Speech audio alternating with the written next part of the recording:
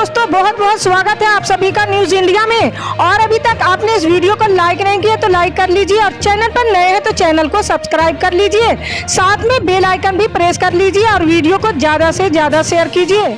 तो चलिए दोस्तों, आप सभी को बता दें कि समाजवादी पार्टी के अध्यक्ष अखिलेश यादव ने बुधवार को कहा कि भाजपा गुंडागर्दी का सहारा लेकर लोकतंत्र को खत्म कर रही है। विधान परिषद चुनाव में अपने बहुमत के लिए भाजपा गुंडागर्दी पर उतर आई है।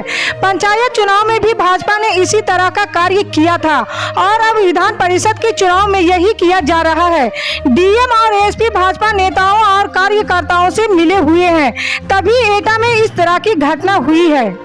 समाजवादी चिंतक डॉक्टर राम मनोहर लोहिया की जयंती के अवसर पर लखनऊ के लोहिया पार्क में आयोजित कार्यक्रम में मालिया पड़ने के बाद मीडिया से बात करते हुए अखिलेश ने कहा कि विधानसभा चुनाव में सपा को संघर्ष का जनादेश मिला है। समाजवादी पार्टी जनता के मुद्दों और समस्याओं को लेकर सदन से लेकर सड़क तक संघर्ष करेगी।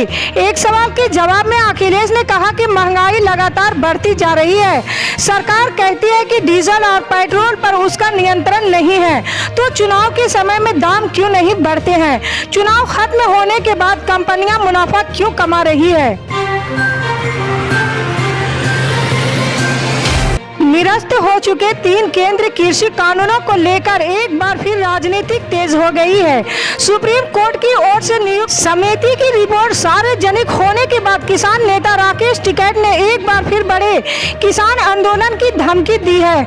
रिपोर्ट में कहा गया है कि समिति कृषि कानूनों को निरस्त करने के पक्ष में नहीं थी। ऐसे में किसान नेताओं को एक बार फिर कृषि कानूनों को वापस लाए जाने की आशंका है। भारतीय किसान यूनियन के नेता राकेश टिकैत ने मंगलवार को ट्वीट किया, 3 कृषि कानूनों के समर्थन में घनवट ने सुप्रीम कोर्ट को सौंपी रिपोर्ट सार्वजनिक पर साबित कर दिया कि वे केंद्र सरकार की ही कठपुतली थे। इसकी आड़ में इन बिलों को फिर से लाने की केंद्र की मानसा है तो देश में और बड़ा किसान आंदोलन खड़े होते देर नहीं लगेगी। समाजवादी पार्टी के राष्ट्रीय अध्यक्ष अखिलेश यादव ने आखिरकार अपने लिए सियासी अखाड़ा चुन ही लिया। आजमगढ़ लोकसभा सीट से इस्तीफा देकर अखिलेश ने साफ कर दिया है कि उनका पूरा ध्यान अब यूपी की सियासत पर रहने वाला है। सूबे में सरकार बनाने का मौका भले ही उन्हें ना मिला हो, लेकिन वो एक मजबूत विपक्ष की भूमिका का एहसास जरूर कराएंगे। अखिलेश के इस कदम से माना जा रहा है कि वो अब दिल्ली के बजाय लखनऊ में डेरा जमाकर योगी सरकार के खिलाफ आवाज बुलंद करने से पीछे नहीं हटेंगे। अखिलेश के इस दाव को सपा के कार्यकर्ताओं आत्मविश्वास बढ़ाने के साथ साथ योगी सरकार पर दबाव बनाने की रणनीति के तौर पर भी देखा जा रहा है। अखिलेश यादव पहली बार मैनपुरी की करहल विधानसभा सीट से चुनाव लड़कर विधायक बने हैं। यूपी में सपा को बहुमत न मिलने के बाद से कयास लगाए जा रहे थे कि अखिलेश यादव विधायक पद से इस्तीफा दे देंगे, लेकिन उन्होंने अपने फैसले से सबको चौंका दिया। अखिलेश ने मंगलवार को आजमगढ़ सीट से लोकसभा की सदस्यता से इस्तीफा दे दिया है और अब करहल के अखाड़े से ही उत्तर प्रदेश की सियासत करेंगे।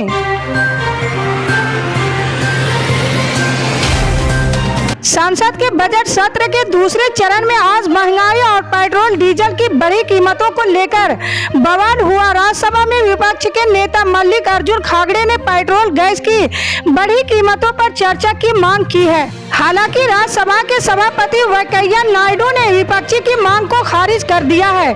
खड़गे ने एएनआई से बातचीत में आरोप लगाया कि चुनाव के बाद पेट्रोल डीजल और सिलेंडर की कीमत में बढ़ोतरी होनी ही थी। चुनाव को लेकर इसे रोका गया था। चुनाव खत्म हुए और कीमतें बढ़ाई गई।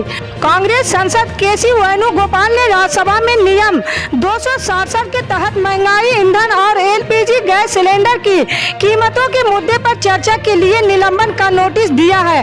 हंगामे के चलते दोनों सदनों की कार्यवाही 12 बजे तक के लिए स्थगित करना पड़ा है।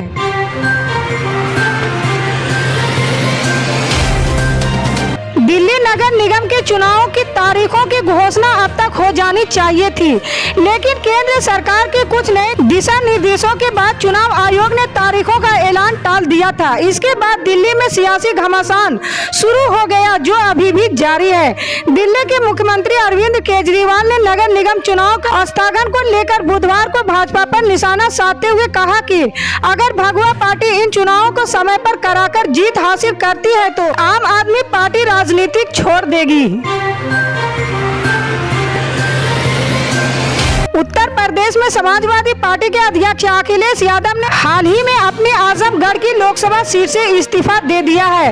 विधानसभा चुनाव में करहल सीट से जीतने के बाद उन्होंने कल अपना इस्तीफा लोकसभा अध्यक्ष को सौंपा था। सपा प्रमुख ने बुधवार को अपने इस्तीफे को लेकर कहा कि सामाजिक अन्याय के खिलाफ संघर्ष के लिए ये त्याग जरूरी था। अखिलेश ने एक ट्वीट में कहा, विधानसभा में उत्तर प्रदेश के करोड़ों लोगों ने हमें नैतिक जीत दिलाकर जन आंदोलन का जनादेश दिया है। इसका मन रखने के लिए मैं करहल का प्रतिनिधित्व करूंगा और आजमगढ़ तरक्की के लिए भी हमेशा वचनबद्ध रहूंगा।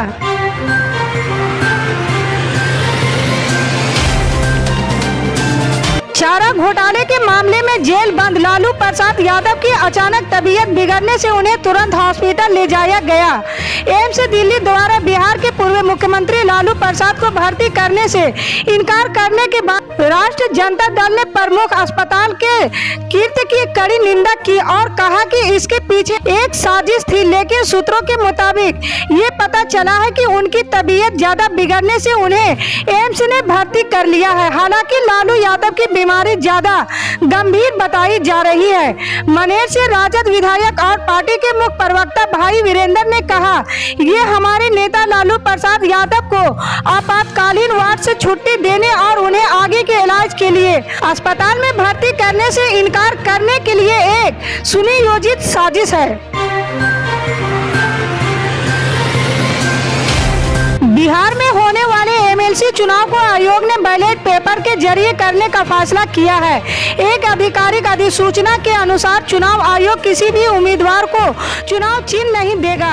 एक अधिकारी ने कहा, मतपत्रों में उम्मीदवारों के नाम, उनकी तस्वीरें, उसके बाद पार्टी का नाम और एक खाली बॉक्स होता है जहां मतदाता विशेष उम्मीदवारों के पक्ष में अपना वोट डालते हैं। अधिकारी ने कहा, ईसीबी ने उम्मीदवारों के लिए एक ग्रेडिंग प्रणाली भी पेश की है। यदि मतदाताओं के पास कई विकल्प है तो वे एक विकल्प संख्या 1 से 5 का भी उल्लेख कर सकते हैं। उन्होंने कहा, मतदाता केवल बैगनी रंग के स्केच पेन से ही अपना वोट डाल सकते हैं। अन्य पेन, पेंसिल, बॉल पेन की अनुमति नहीं है। अंगूठे के निशान, उंगलियों के निशान या हस्ताक्षर भी प्रतिबंधित है। इसी तरह की पल पल के अपडेट जानने के लिए जुड़े रहे हमारे न्यूज इंडिया के साथ। मिलते हैं अगली बड़ी खबर में, तब तक के लिए जय हिंद।